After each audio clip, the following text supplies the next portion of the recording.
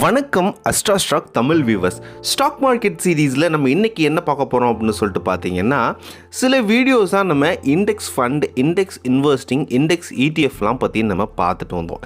இப்போது இண்டெக்ஸ் ஃபண்டில் நம்ம பெஸ்ட்டான ஒரு 4 ஃபண்ட்ஸ் என்னென்ன, அந்த ஃபண்ட்ஸ் எல்லாம் எப்படி அண்ட் அதோட டிஃப்ரென்ஸ் எல்லாம் என்ன அப்படின்னு சொல்லிட்டு இந்த வீடியோவில் கம்ப்ளீட்டாக பார்க்கலாம். நீங்கள் ஸ்டாக் மார்க்கெட்டுக்கு பிகினர் இல்லை நியூ இன்வெஸ்டர்னு அந்த வீடியோ கம்ப்ளீட்டாக உங்களுக்காக தான். வீடியோவை ஸ்கிப் பண்ணாமல் பாருங்கள். வீடியோக்குள்ளே போகிறதுக்கு முன்னாடி அஸ்ட்ரா ஸ்டாக் தமிழ் சேனலை சப்ஸ்கிரைப் பண்ணிக்கோங்க ஃபார் த டெய்லி அப்டேட்ஸ். பொதுவாக இண்டெக்ஸ் ஃபண்டை செலக்ட் பண்ணுறதுக்கு நம்மளுக்கு 3 க்ரைட்டீரியா இருக்குது. இந்த 3 க்ரைட்டீரியாவை யூஸ் பண்ணி தான் நம்ம ஒரு ஃபண்டை செலக்ட் பண்ணால் நம்மளுக்கு அந்த ஃபண்டு யூஸ்ஃபுல்லாக இருக்கும். இந்த 3மே காமன் க்ரைட்டீரியா தான். ஃபர்ஸ்ட் க்ரைட்டீரியா என்ன அப்படின்னு சொல்லிட்டு பார்த்தீங்கன்னா expense ratio, and second criteria என்ன அப்படின்னு சொல்லிட்டு பார்த்தீங்கன்னா tracking error, third criteria AUM asset under managements. இந்த 3 க்ரைட்டீரியா யூஸ் பண்ணி தான் நம்ம ஒரு ஃபண்டை செலக்ட் பண்ணணும். ஃபர்ஸ்ட் க்ரைட்டீரியாவான எக்ஸ்பென்ஸ் ரேஷியோ என்ன பண்ணுது அப்படின்னு சொல்லிட்டு பார்த்தீங்கன்னா, அது எவ்வளோ கம்மியாக இருக்கோ அவ்வளோ நம்மளுக்கு அந்த ஃபண்டு ரொம்பவே பெட்டரான fund.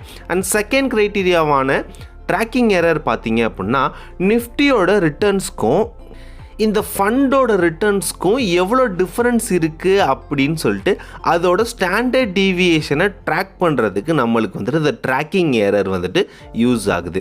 And third AUM asset under management பார்த்தீங்கன்னா, இது ஒரு பர்டிகுலர் கம்பெனி ஹோல்ட் பண்ணியிருக்கிற அசெட்ஸோட கரண்ட் மார்க்கெட் வேல்யூ அப்படிங்கிறத டினோட் பண்ணுறது தான் இந்த அசெட் அண்டர் மேனேஜ்மெண்ட். ஸோ இந்த 3 க்ரைட்டீரியாவும் நம்மளுக்கு எல்லாம் நம்ம ஃபண்டை செலக்ட் பண்ணுறதுக்கு யூஸ் ஆகுது.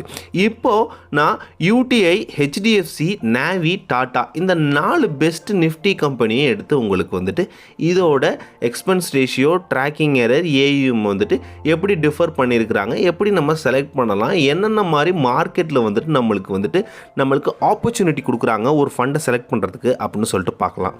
இந்த 4 கம்பெனிஸ் அண்ட் அதோட expense ratio, tracking error, asset under மேனேஜ்மெண்ட்ஸ்லாம் டிஸ்பிளே பண்ணியிருக்கேன். நீங்கள் இதை பார்த்துட்டு வாங்க, நான் உங்களுக்கு எக்ஸ்பிளைன் பண்ணுறேன். இதில் இருக்க இந்த 3 வேரியபிள்ஸ்க்கும் சில லிங்கேஜஸ் இருக்குது. அது என்ன அப்படின்னு சொல்லிட்டு பார்த்தீங்கன்னா, எக்ஸ்பென்ஸ் ரேஷியோ சில புது ஃபண்டுக்கு கம்மியாக வச்சுருப்பாங்க. அது ஏன் அப்படின்னு சொல்லிட்டு பார்த்தீங்கன்னா, அப்படி கம்மியாக இருக்கும்போது நம்மளாம் என்ன பண்ணுவோம், இந்த கம்மியாக எக்ஸ்பென்ஸ் ரேஷியோ இருக்கிற ஃபண்டை நம்ம செலக்ட் பண்ணுவோம்.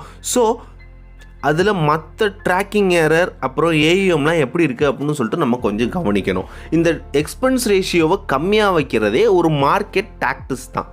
எக்ஸ்பென்ஸ் ரேஷியோவை கம்மியாக வச்சு AUM அதிகமாக வச்சுருப்பாங்க. ஸோ இந்த ஸ்ட்ராட்டஜி நம்மளும் புரிஞ்சுக்கிட்டு அதுக்கு தகுந்த மாதிரி நம்ம ஒரு ஃபண்டை செலக்ட் பண்ணணும். அதுவே நம்மளுக்கு AUM அதிகமாக இருந்துச்சு, அதிகமாக இருக்குது அப்படின்னா அது நம்மளுக்கு நல்ல அட்வான்டேஜ். ஸோ ட்ராக்கிங் எரர் நம்மளுக்கு கம்மியாக இருக்கும். ட்ராக்கிங் எரர் நம்மளுக்கு அந்த கம்பெனியோட, அந்த ஃபண்டு கம்பெனியோட ஹிஸ்ட்ரியை வச்சு தான் ட்ராக்கிங் எரர் கால்குலேட் பண்ணுவாங்க. இந்த டிஃபரன்ஸ் எல்லாம் இந்த 4 கம்பெனி, அதாவது UTI, HDFC, நாவி, டாட்டா இந்த 4 கம்பெனியும் உங்களுக்கு பார்த்தாலே ஈஸியாக புரியும். ஒரு ஃபண்டோட ப்ராட் ஸ்ட்ராட்டஜி என்ன அப்படின்னு சொல்லிட்டு பார்த்தீங்கன்னா, எக்ஸ்பென்ஸ் ரேஷியோவை கம்மியாக வச்சு, ட்ராக்கிங் எரரை கம்மியாக வச்சு, AUM அசெட் அண்டர் மேனேஜ்மெண்ட்ஸை இன்க்ரீஸ் பண்ணி வைப்பாங்க. எல்லாரும் எக்ஸ்பென்ஸ் ரேஷியோ வச்சு, அதாவது இந்த காமன் க்ரைட்டீரியா நம்ம சூஸ் பண்ணுறோம் இல்லையா, அதில் எக்ஸ்பென்ஸ் ரேஷியோ வச்சு நம்ம ஒரு ஃபண்டை சூஸ் பண்ணக்கூடாது, ஒரு கம்பெனியை சூஸ் பண்ணக்கூடாது. பேலன்ஸ் உள்ள ட்ராக்கிங் எரர், AUM ரொம்பவே முக்கியமானது. இந்த 3 விஷயத்தையும் நம்ம பார்த்து எது நம்மளுக்கு சூட்டபிளாக இருக்குது, எந்த லாங் டேர்ம் இன்வெஸ்ட்மெண்ட் நம்மளுக்கு நல்ல ரிட்டர்ன்ஸ் கொடுக்கும் அப்படின்னு சொல்லி பார்த்து நம்ம ஒரு லாங் டேர்ம் இன்வெஸ்ட் பண்ணுறது ரொம்பவே நல்லாயிருக்கும். சேஃபாக இன்வெஸ்ட் பண்ணுங்கள், ஹாப்பியாக ஏர்ன் பண்ணுங்கள். Have a nice day.